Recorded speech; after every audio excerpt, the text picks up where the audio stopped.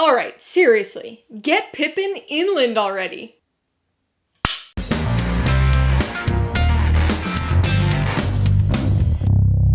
Hey everybody, welcome to Mainly Movies. Today I'm going to be talking about the 2023 sci-fi action sequel, Meg 2: The Trench. If you're new here, please consider subscribing for a variety of movie-related content like reviews, rank lists, and trailer reactions.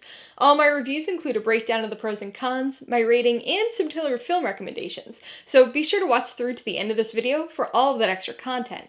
Meg 2: The Trench stars Jason Statham, Jing, and Shuya Sophia and was directed by Ben Wheatley. Based on the 1999 novel by Steve Alten, it continues the story of diver Jonas Taylor, who finds himself embroiled in another mega battle for survival. For some reason, shark movies are tough to get right. We've certainly had a few good ones over the years, and a few bad ones that managed to be entertaining, but shark movies still seem to boil down to Jaws and then everything else.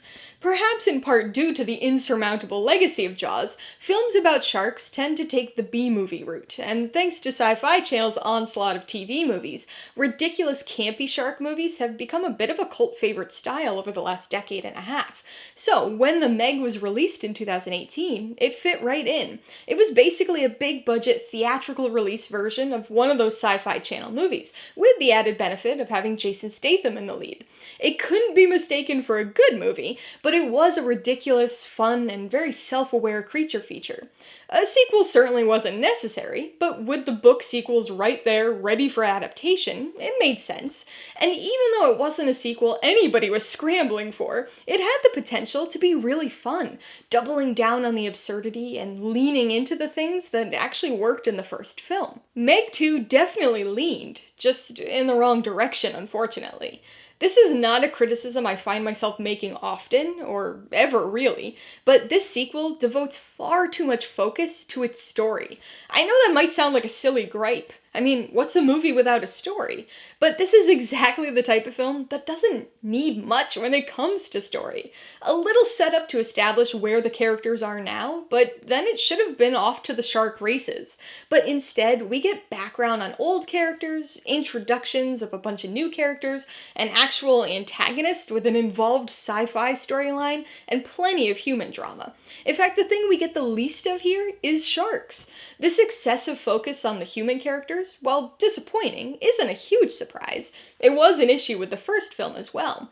A little bit of human focus was warranted here, since we already had a connection with some of these characters, but it all just goes too far with it, leaving you sitting in the theater thinking, who cares, while waiting for the Meg to finally show up. As a result, the pacing here is pretty rough. Again, this wasn't exactly something the first film excelled at either, but at least there were moments of tension and comedy sprinkled into the story during the lead-up to the Meg mayhem. This one is just a whole lot of dull setup.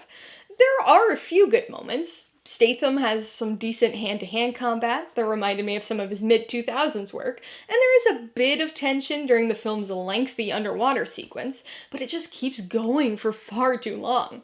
This was already a pretty sci-fi franchise, but this sequel triples down on that with some ridiculous equipment. Some of the stuff could have been fun, but because of how sci-fi and futuristic it is, it takes away from the tension, because you're never really concerned about the characters. Again, you're just left waiting for something to happen with the Meg. So the first and second acts are quite dull here. There is some turnaround towards the end of the second act, but by then we're already over an hour into the film. And the third act, while entertaining, is not really enough to make up for the slow, dull start. I think intent is an important contextualizing feature when it comes to films. There's a place for serious shark movies, or intense creature features where you're invested in and rooting for the survival of the human characters. But people don't come to a movie like this one for those reasons. Nobody is coming to the Meg 2 for the characters. People come to a Meg movie to see Meg mayhem. That's not a difficult to understand thing, so it's weird that this movie didn't focus on basically exclusively that. The film does eventually deliver on all of this, but it takes until the final 30 minutes or so. That said, the third act mayhem is pretty fun. As expected, it's absolutely ridiculous, but if you're coming to a sequel to The Meg, that's obviously what you're hoping for. Ridiculous nautical kills, some goofy slow-mo shots, all manner of aquatic adversaries. It's all so dumb, but it's entertaining in its stupidity.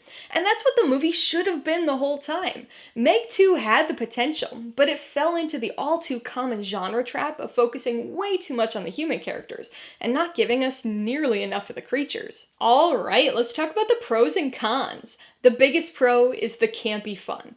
Although I don't think this sequel is quite as fun as its predecessor, once it reaches the third act Meg mayhem, it delivers on the entertaining, ridiculous absurdity. It's goofy, pokes fun at itself and other shark movie sequels, and it's jam-packed with silly moments that'll have you shaking your head in amused exasperation. It's just too bad that it takes nearly an hour and a half into a 2-hour movie to get to that point. On the con side, the biggest issue is the focus. Call me crazy, but I feel like The Meg 2 probably should have focused on the Meg. But other than a short scene early on and a few quick glances, we're left Megless until the third act of this overlong film. Shark carnage and fun Meg mayhem should have been the focus here, preferably in a tight sub-90 minute film. Instead, way too much time and focus is devoted to the human characters, to their drama, to their conspiracies, to their survival. It's a common problem with creature features, and it was an issue with the first Meg too, but people don't come to movies like this for the humans, and I'll never understand why screenwriters and filmmakers can't seem to see that. The second con is a bit of a consequence of the first, and is the pacing. This sequel is nearly 2 hours long, which is already far too long for this genre and type of story, but only about 30 minutes of those 2 hours feature the Meg and related creature feature mayhem.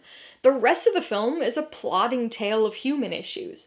There are some occasional moments of tension and a few mildly entertaining action sequences involving Jason Statham, but the film feels a bit stagnant overall, forcing us to sit around for over an hour before anything really gets going. Before I give you my rating and recommendations, I want to remind you that if you're interested in buying Meg 2, The Trench, or any of the other films I mentioned today, I do have affiliate links for all of them in the description below.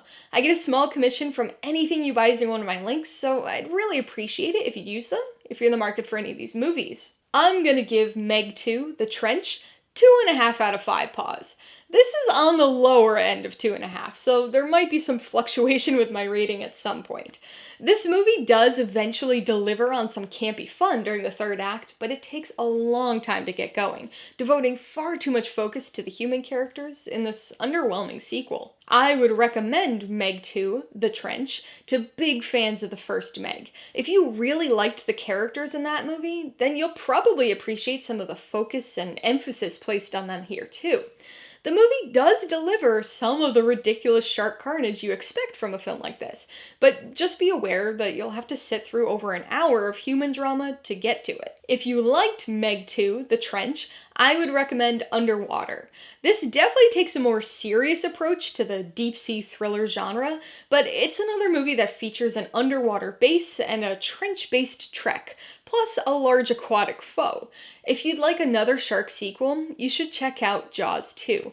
While definitely a big step down from its predecessor, it's got some good moments, and is alright as a rehashed continuation of the story. Plus, it's referenced and alluded to quite a few times in Meg 2. And if you just want some more goofy Meg mayhem, you should watch the first Meg.